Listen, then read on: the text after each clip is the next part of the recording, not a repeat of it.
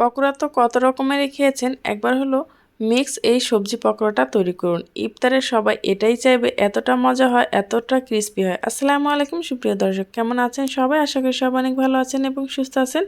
আজকে আমি তৈরি করে দেখাবো ভেজিটেবল মিক্স এই পকোড়াটি। যেমন মজা আবার তেমনই খুব সহজে এটা তৈরি করা যায়। চলুন দেখে নিই আমি পকোড়াটি কিভাবে তৈরি করলাম। ইফতারে এই আইটেমটা কিন্তু আপনারা ঝটপটে তৈরি করে নিতে পারেন। তার জন্য প্রথমে আমি এখানে নিয়ে নিলাম বাঁধাকপি। বাঁধাকপিটাকে আমি ভালোভাবে কুচু কুচু করে কেটে নিয়েছি। এখন আমি এখানে দিয়ে দিলাম গাজর কুচি। তারপর এখানে দিয়ে দেবো আমি ফুলকপি, সেটাকে আমি গ্রেটার দিয়ে এরকম কুচি কুচি করে নিয়েছি।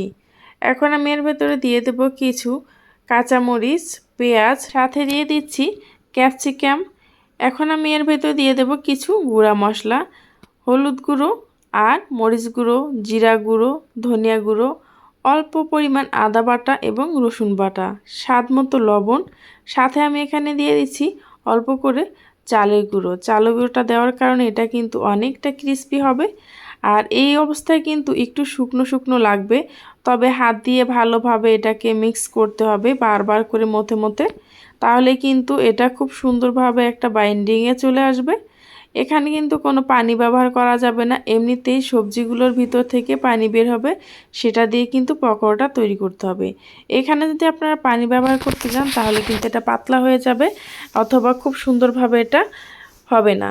এই তো দেখতেই পাচ্ছেন 3 থেকে 4 মিনিট হাতের সাহায্যে এভাবে মেখে নেওয়ার ফলে কিন্তু এটা খুব সুন্দরভাবে প্রত্যেকটা সবজি নরম হয়ে গেছে আর পকোড়া তৈরির জন্য একদম পারফেক্ট শেপে চলে আসছে। এখন আমি এগুলোকে ভেজে নেব।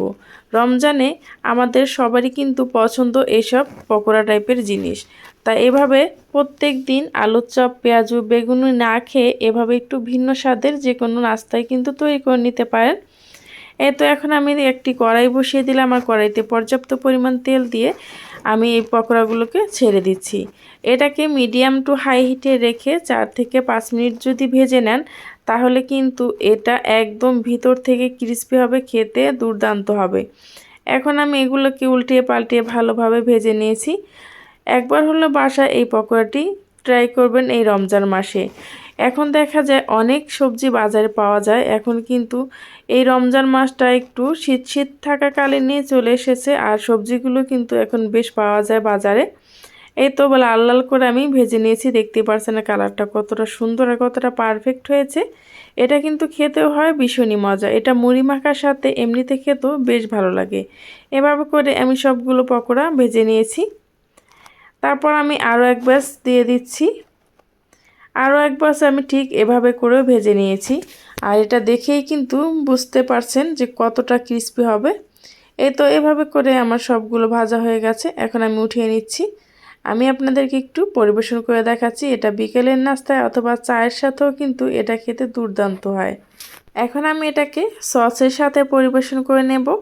আর দেখুন কতটা ক্রিস্পি হয়েছে আর কতটা সুন্দর হয়েছে। এটা কিন্তু ছোট বড় সবাই অনেক বেশি পছন্দ করবে, একটু ঝাল ঝাল, এই জন্য কিন্তু আরও বেশি মজা হয় এটা।